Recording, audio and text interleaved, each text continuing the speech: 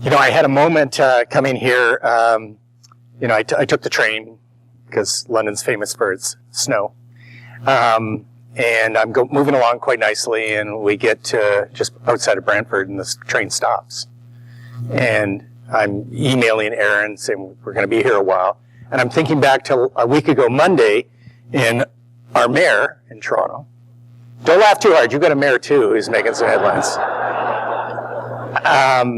He's speaking to the economic club, and he gets stuck in an elevator, and it's an hour late, and people walk out, and the club had to end up giving all the money back. And I'm thinking, man, I know I didn't smoke crack last night or do any of the other stuff, but I don't want to stiff poor Aaron here because I'm stuck on a train trestle in snowy Brantford.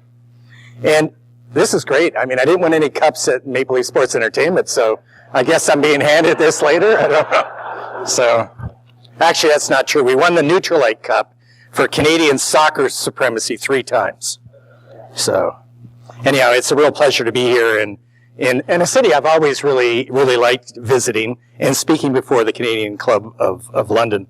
London, it's really well known for a number of things, for its education, the 2 universities, health services, tourism, and manufacturing. And I know the latter, manufacturing, is being threatened with the upcoming loss of Kellogg's. And once it was a state-of-the-art plant that caused me great worry when I was competing with Kellogg's running Post cereals. So it's amazing how all things kind of come back and around. London's also known for its sports teams. Sports teams like the Knights that have had long battles with my Spitfires in Windsor, or the Western Mustangs that seem to annually humble the Toronto Lancers football team. But we usually get back by beating you both on the men's and women's basketball. With your wonderful sports culture, I always wanted to put a real sports bar and grill here. And I really regret that I didn't do that while I was running Maple Leaf Sports, because I think it would be a wonderful location down by the John Labatt Center. The only thing I'm not enamored with is your 130 plus centimeters of snow that you get each winter. Now, Windsor gets about the same amount, and they've already hit that number, and they still have 9 weeks of winter going. So I imagine you're doing the same thing here. As I'm training in, I'm seeing big snow drifts. The reason I really don't like it is I have a place in Windsor, and I like to go there sometimes in the winter, but driving through that London area is always a real adventure that I don't really enjoy. It was really interesting. I spoke to the Canadian Club of Toronto a little over 3 years ago, and I chose that time to talk about city building. And I came out and talked that it was just before the municipal elections, that we were a city that the 4 candidates had no vision for the city, and I had a lot of fears, and which most of them were borne out. And I actually wrote one of the chapters in my book is entitled "On Building a City, One Dream, One Brick at a Time," and it came out of a Canadian Club lunch. I can't promise you that this is going to result in a chapter in a book, because I've written one book, and as they say in University of Kentucky basketball, one and done. So I'll do that. It's hard for me to believe that it's been 2 years now since I retired from Maple Leaf Sports Entertainment. Leading that company was my dream job. The majority owner of Maple Leaf Sports Entertainment, the late Steve Stavro, once in a really moment of anger, and we had a few of those moments, said to me, Richard, there's 1,000 people that want your job. I said, no, Steve, there's 100,000 people that want my job. And then I said to myself that maybe they really don't know, they wouldn't necessarily like it if they really knew what was all entailed. All in all, I had a great 15 years at Maple Leaf Sports. One great thing was actually keeping my job for the whole 15 years. Today, when the corporate life expectancy of a CEO is under 4 years, so I kind of went past that best due date you see on milk cartons by 4 times. So 15 years was pretty awesome to me. I must admit that it was the shareholders agreement that protected me, because the 4 shareholders who own the company, they needed unanimous consent to fire the CEO. Over the time, I'm sure there was always one who wanted to pull the trigger on me, but it was never unanimous. So I was saved and kept the job and survived. But in the meantime, I had some wonderful support from the MLSE ownership group And we did some very special things while we were there. You know, initially when I would speak, and as I was learning about Maple Leaf Sports Entertainment, I described it as the most public-private company in all of Canada, with 50 radio, television, newspaper, website, official bloggers covering us every day, covering Maple Leaf Sports Entertainment every day. Not only just in the sports sections, which you might think, but the business sections, lifestyle, and sometimes even in the political section. So after a while, I quit referring to them as the most public-private company and started referring to them as the most public company in all of Canada. You know, I must admit that it was kind of heady. I mean, there were times, you know, duking it out with McCowan on the fan, or getting skewered by Landsberg off the record, or seeing my picture in the Toronto Star sports section. That was pretty heady times. But as I explain in my book, on the chapter called You're Dead, the job had a really dark side as well. But the dark side is the price of admission today in the world of professional sports. If you can't handle the media and the fan criticism, then you definitely can't be in professional sports today. So as I said earlier, not all 100,000 people would have liked my job, not if they knew the not so nice things that came with it. But who am I kidding? I was a blue-collar kid out of Windsor who almost never got into university and became the president and CEO of a company that owned the Maple Leafs, the Raptors, TFC, and the Marlies. I had the chance to enjoy hundreds of live games and concerts every year, to regularly eat in the 6 wonderful restaurants we built, and I got a chance to entertain and be among the millions of fans who enjoyed our teams every year. And I had that rare job where you can combine both vocation and avocation. My vocation was a business degree that I picked up from the University of Windsor, combining it with all of the companies that I was president of. My avocation, the chance to enjoy sports entertainment, is part of the job and getting paid to do it. So it truly was a dream job that topped off a 41-year dream career. Over those 15 years I led MLSE, it invested $1 billion of capital in the community of Toronto, creating such things as Air Canada Centre, BMO Field, MasterCard Centre, Kia Football Academy, and Maple Leaf Square, plus millions of dollars in annual capital upgrades that caused all of the facilities today are better than when they opened originally. Now in the past, some media critics have often claimed that MLSE was built on the back of the taxpayers. Well, that is usually the case in the United States, and maybe in the case for new arenas in Edmonton and Quebec City, and almost was the case in Markham. It was absolutely not the case with MLSE. As I said, we invested millions and millions of dollars creating the infrastructure that makes up the company today. So what was the total cost to taxpayers? Less than 5%.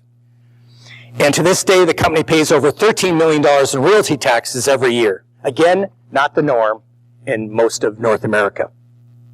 1 month before I retired, 75% of the company was sold to Bell & Rogers for an enterprise value of $2 billion. More than 6 times the company value that I helped put together 15 years earlier. Today, probably, in fact, I've heard this, that both Rogers and Bell have a little bit of that post-purchase dissonance where they worry that they paid too much for the assets of the company. Not me. Definitely not me. I strongly believe that the MLSE purchase will turn out to be an extraordinary bargain for both of them. And in fact, I think if I'd stayed 3 more years, we had plans, and very achievable plans, to grow it to $3 billion. So clearly my leadership paid off in big financial wins off the ice, off the court, and off the pitch. Unfortunately, those wins were never matched on the playing field. My greatest regret upon retirement was not winning nearly enough and not competing for championships. The small taste I got of playoff hockey and basketball was pretty special. To not ever have my suit soaked in champagne and not to have my name on the Stanley Cup will always be an opportunity sorely missed. As one newspaper writer recently said to me, your story will be one of failure on the playing field and success on the balance sheet. Or as Forbes magazine once described me, as both a bum to the fans on the performance of the Leafs and the Raptors and a wizard on the business side for increasing enterprise value. With great difficulty, I can live with that. Because as St. Augustine once said, this is the very perfection of a man to find out his own imperfections. During my time at MLSE, I learned a number of things. My book outlines 22 lessons learned. Lessons like meritocracy works. People make the difference. Optimists have more success than pessimists. The gross is not the net.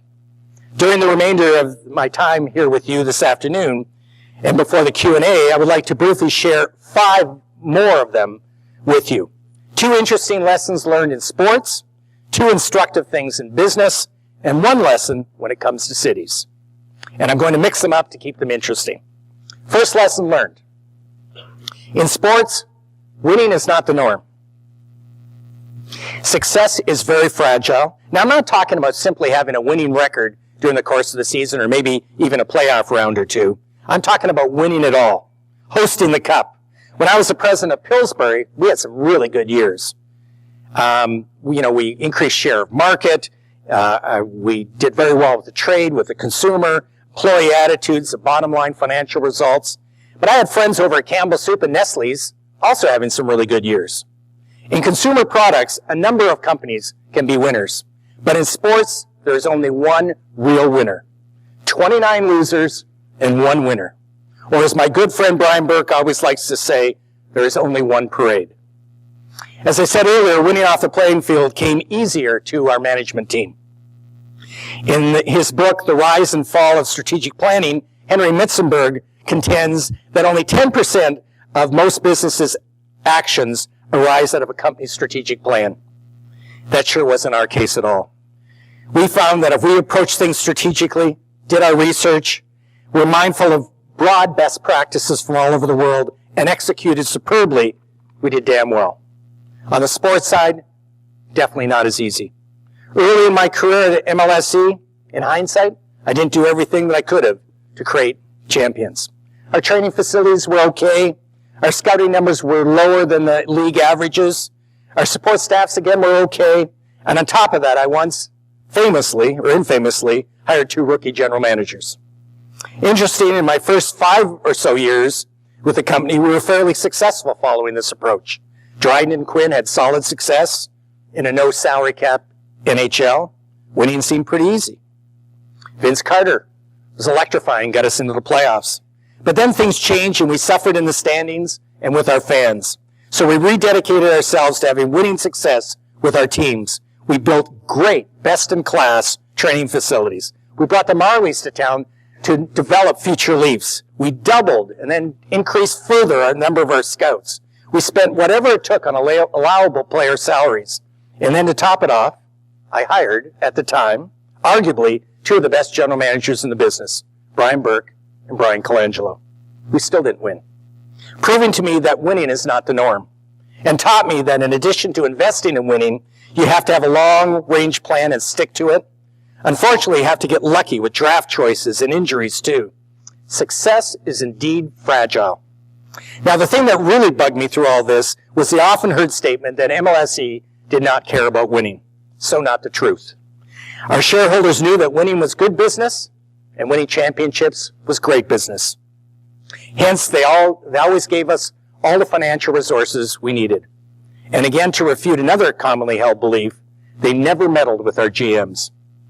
Also, our employees hated losing. I submit even more than the most rabid fans. Because as fans themselves, they believed they had the same emotional sufferings. And as employees, they suffered the negative impact losing had on their business results. So my first lesson learned was that winning it all was damn tough and definitely not the norm. Tough to do and tough on us. Lesson number 2. I strongly believe, and you heard it in the introductions by Aaron, that one needs both a corporate and personal vision to succeed. Originally, I was drawn to this management tool when I first became president of Hostess Potato Chips in the 80s. And I read a best-selling book, arguably the best-selling book of that decade, by Peters and Waterman called In Search of Excellence. And they talked about the concept of vision and values, and it really clicked with me. Then authors like Collins and Tishy and Welch and others just reinforced my enthusiasm for that concept. I know that vision and values absolutely worked for us at Skydome, Pillsbury, and MLSE. In each case, we had a clear vision of what we wanted to be. It was rock solid statement of intent that reinforced and stretched the company. In each case, we had very few strong core values that directed us on how we were going to deliver on the vision. So the vision was the what, and the values were the how. Accordingly, every strategic decision we made flowed out of those values. For instance, at Pillsbury, our value, quality is essential, helped us make important and expensive quality decisions on Green Giant corn. At MLSE, our inspire, our people value caused us to create a learning environment that was high on recognition and communication. This value ultimately helped us create an exceptional place to work, and our motivated employees were very instrumental in increasing enterprise value to $2 billion. Vision and values worked in all three of those companies because they were always the rules of the game, the way everyone thinks, talks, works every day, in every way. At MLSE, our vision was to win on and off the playing field. Again, I strongly believe that vision and values did help us win off the playing field, but I sure can't point to it working on the playing field. Some might use that fact to say the vision and values don't work in sports. Nope, don't think so at all. Our be dedicated to our teams caused us to build world-class practice facilities, put natural grass into BMO Field, surround the players with the best training and amenities money could buy. No, we didn't win on the playing field because vision and values didn't apply to our teams. No, it was because simply me, the general managers, the coaches, and the players didn't get the job done. Now, if my corporate success hasn't convinced you of the merits of having a clear vision, then maybe my own personal story will. When I was going to high school and university, I loved playing basketball. I thought it'd be so cool to play in the NBA. But unfortunately, I could not even make the high school basketball team, the Massey Mustangs. So one day when I was 20 years old, going to the University of Windsor, that I figured that instead of playing, I wanted to be president of an NBA team. Now it's 1967. That was a pretty crazy idea because I chose a dream that had only 12 jobs existed in all of the world. There were 12 franchises in 1967. Over the next 29 years, I worked hard making that happen. First, getting a great education from the University of Windsor. Then getting my ticket punched in marketing, sales, general management in 4 consumer product companies. Learning about facility management at Skydome. And learning about sports television broadcast and websites at Netstar. And then in November 1996, 29 years after my journal entry, the then owner, Alan Slade, hired me as the president of the Toronto Raptors. So as you can see, based on my corporate and personal experience, I have big reasons to be a huge fan of vision and values. Now, some authors, like David Axon, dismiss vision and values. He describes them as a long, awkward sentence that demonstrates management's inability to think clearly. Axon is clearly a skeptic. I'm not. So my advice to all of you is to dream big corporate dreams, and if you're smart, have personal dreams as well. The third thing I'd like to talk to you about tonight, this afternoon, is the avidity of Leaf fans, to which I know there's, even though you're kind of very close to Detroit, there's a number of you in this room today. Leaf fans are simply incredible. So many times over 15 years, I heard someone say to me, I haven't heard it today, but normally, every place I go, I am the Leafs' #1 fan. I receive pictures, over the years, I received pictures of basement rec rooms decked out in everything Maple Leafs. Fans wear their jerseys normally to games. They wear the blue wigs, painted up their faces, honk their horns with just one win under their belt. And sometimes I even receive pictures of a whole funeral being themed Maple Leafs. And their entire, so now I worked with a lot of iconic brands in my life. I worked on Colgate. I worked on Kool-Aid. I worked on Green Giant, the Pillsbury Doughboy, and TSN. All great leading brands with millions of followers. But in no cases do their fans decorate their basements, paint their faces, and theme their funerals to show their lifelong support for their favorite brand. Now, growing up, I played more golf, baseball, and basketball than hockey. I grew up in a border town that supported the Leafs and the Red Wings equally. Yes, I often played road hockey in a Leafs jersey, but in faraway Windsor, I didn't learn to, as they say, be Leaf. But as I worked for MLSE and attended hundreds of Leaf games, talked to thousands of Leaf fans, many of them driving from London, we have a couple here today, from London or Barrie to attend a game, I saw their emotional highs and lows. I often wondered, how did they become so damn passionate? After all, we haven't won a Stanley Cup in 46 years. They played much of their history in a worn-out arena with an awful sex scandal hanging over its head. Customer service when I took it over was an oxymoron. And they had alienated their strong and popular Leafs alumni. In any other business or brand, if they did any of this, it would have been out of business.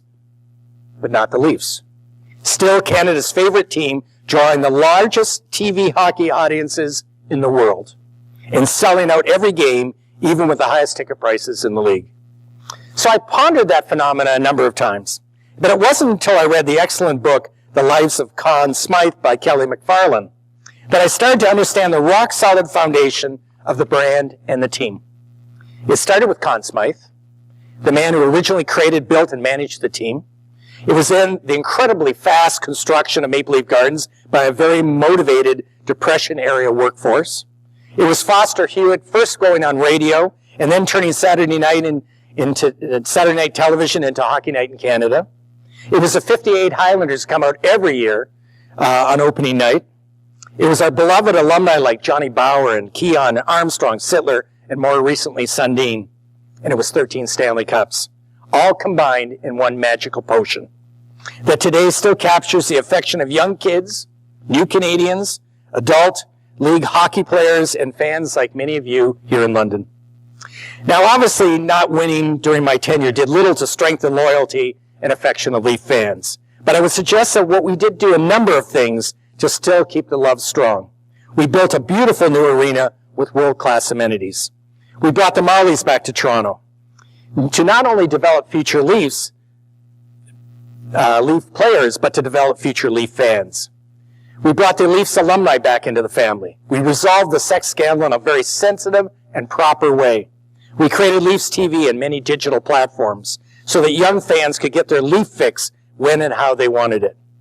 No, we didn't win it all when I was CEO, but Brian Burke laid down drafting, develop, and coaching platform that got him into the playoffs last year. And Dave Nonis has built on that this summer with some sound trades and free agent signings. Today, I feel pretty good about the Leafs' direction. And I said in my book that I believe that if Brian Burke had stayed, he would have helped the Leafs win a Stanley Cup. Today, I believe Nonis and his team are capable of the same thing. Time will tell for the Leafs. Regarding the Raptors, they are a very young team that is now playing much better of late.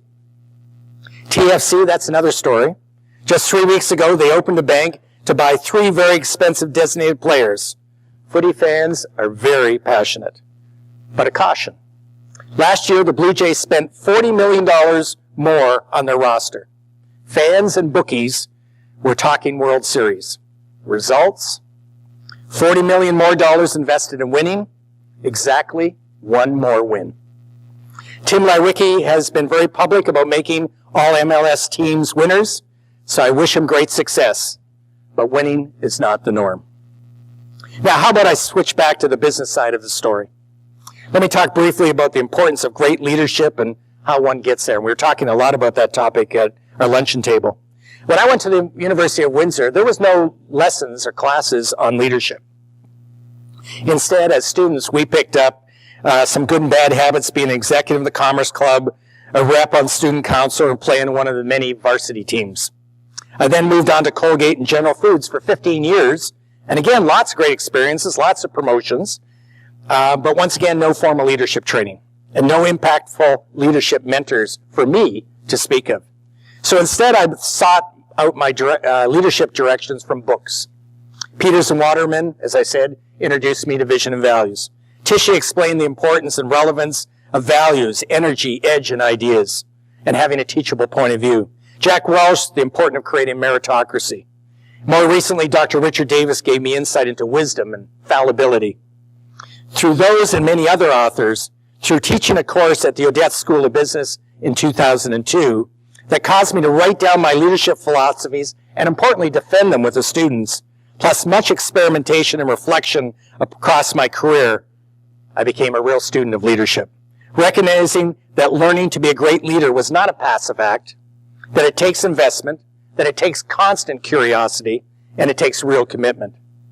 Too many people today are not committed to being the best leaders they can be. They believe that going to work each day and getting through all the projects they have to accomplish throughout the fiscal year, then they will become better leaders.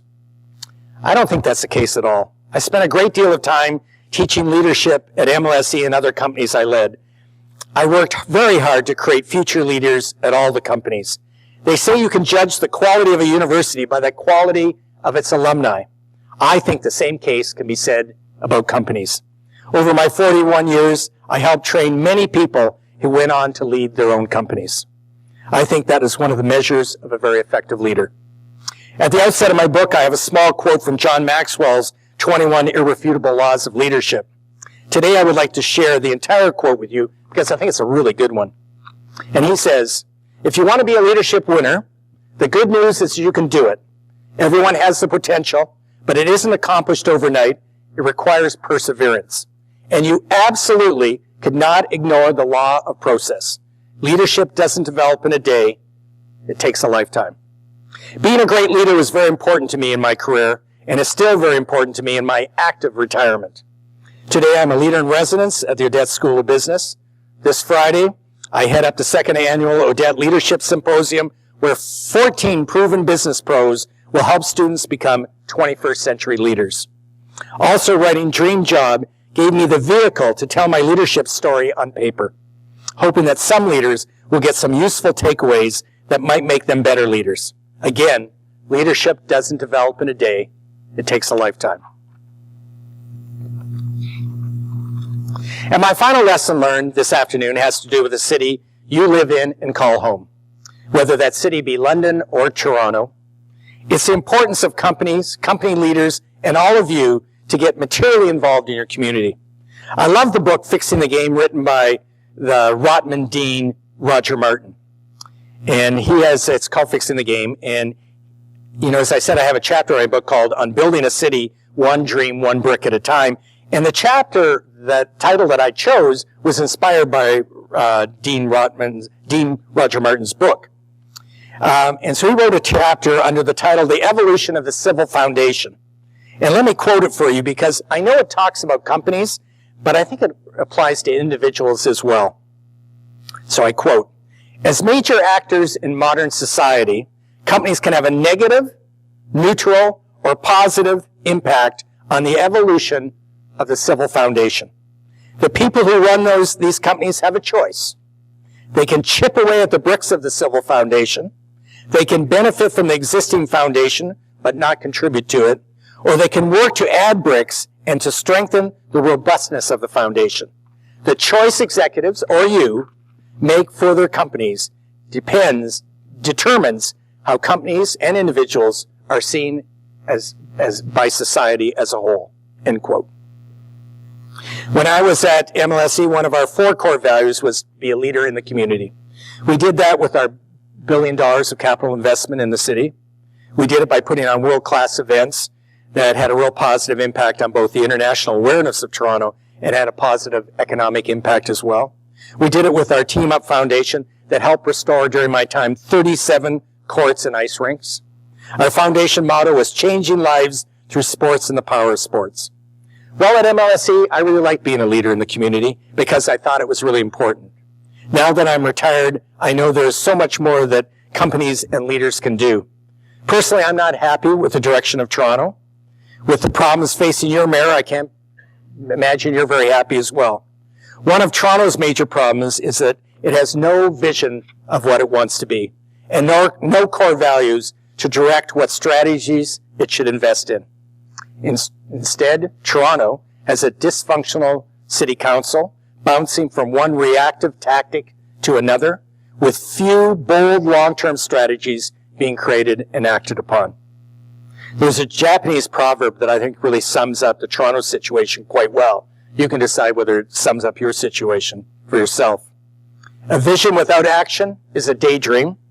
Action without vision is a nightmare. Toronto today has a nightmare. A nightmare, if not resolved, will take one of the most livable cities in the world and move it well down the list. Over the next many months leading up to the October 2014 municipal election, I plan to speak up about the need for a city vision. In fact, I did an op-ed piece in the Globe just a week and a half ago. And I'm going to champion strong city values. I think it will make my active retirement much more active. So tonight, I encourage you all to get involved in London as well. I could go on, but I'd like to get to some questions. I hope there's a few. Happy to answer them. I challenge you to ask me something I've never been asked before. During my career, I had a compelling dream to run an NBA team. I made major career changes to help. I ran companies in a bold and aggressive and innovative way. I often swung for the fences, and mostly I succeeded. Traditionally, I like to end my formal remarks with a quote. So the quote I'm going to use today is someone who did what I did, but you add a whole bunch more zeros to the end of it. And that individual is Jeff Bezos, the founder of Amazon, and recently the surprising buyer of the Washington Post. At a Princeton convocation, he had this advice to graduates. Will you play it safe, or will you be a little swashbuckling? When it is tough, will you give up, or will you be relentless? Will you be a cynic, or will you be a builder? Will you be clever at the expense of others, or will you be kind? And that's the end of that quote and my remarks. Thank you very much.